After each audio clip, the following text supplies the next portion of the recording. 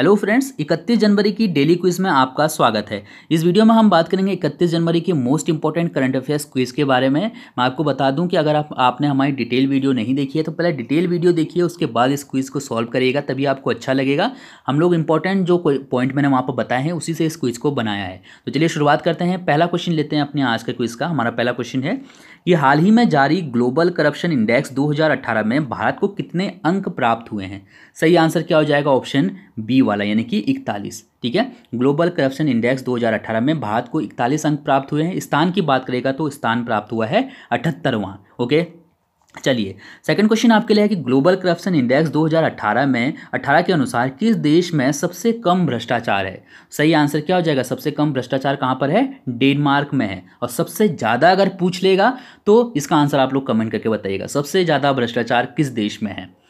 इसके बाद question number third आपके लिए है कि हाल ही में जारी आंकड़ों के अनुसार भारत के किस राज्य में कैद रखे गए हाथियों की संख्या सबसे ज़्यादा है? तो भारत के किस राज्य में कैद रखे गए हाथियों की संख्या सबसे ज़्यादा है? सही आंसर है असम में। असम में 905 हाथियों को कैद में रखा गया है।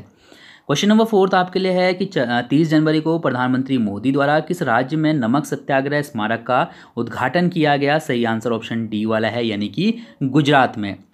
इसके बाद क्वेश्चन नंबर फिफ्थ है हमारा कि गांधी जी ने दांडी यात्रा किस वर्ष की थी? दांडी यात्रा काफ़ी फेमस है, एग्जाम में कई बार पूछा भी जाता है। तो किस वर्ष की थी? 1930 में की थी। ठीक है, 12 मार्च 1930 को दांडी यात्रा शुरू हुई थी।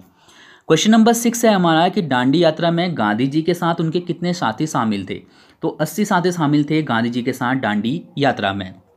क्वेश्चन नंबर 7 है हमारे पास कि हाल ही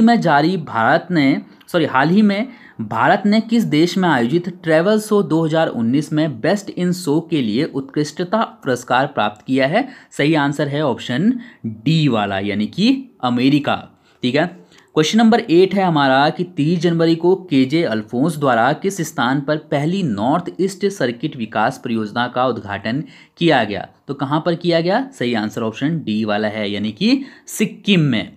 चलिए इसके बाद बात करते हैं क्वेश्चन नंबर 9 की कि निम्न में से किसे हाल ही में फेडरल बैंक का अंशकालीन यानी कि पार्ट टाइम चेयरमैन नियुक्त किया गया है? सही आंसर है दिलीप सदरंगानी, यानी कि ऑप्शन ए वाला।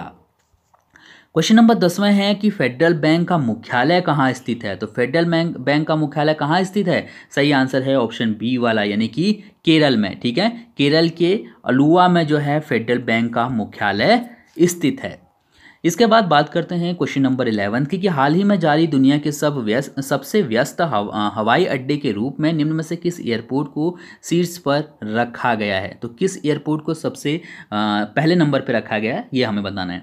तो दुबई इंटरनेशनल एयरपोर्ट को शीर्ष पर रखा गया है, जो अभी दुनिया के सबसे व्यस्त हवाई अड्डों की लिस्ट जारी हुई थी।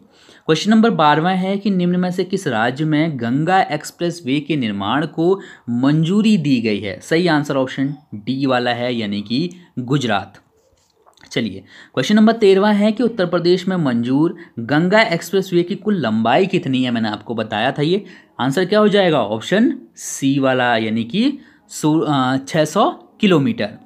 इसके बाद बात करते हैं क्वेश्चन नंबर 14 की कि 29 जनवरी को किस राज्य ने नवजात मृत्यु दर कम करने के लिए एक विशेष योजना शुरू की है? सही आंसर क्या हो जाएगा? ऑप्शन ए वाला, यानी कि महाराष्ट्र सरकार ने एक योजना शुरू की है जिसके तहत जो भी जन्म लेते हैं जो नवजात शिशु, उनकी जो है मृत्यु दर को कम किया जाएगा। इसके लिए एक स्पेशल किट दी जाएगी सरकारी अस्पतालों में नवजात शिशु के जन्म होने पर।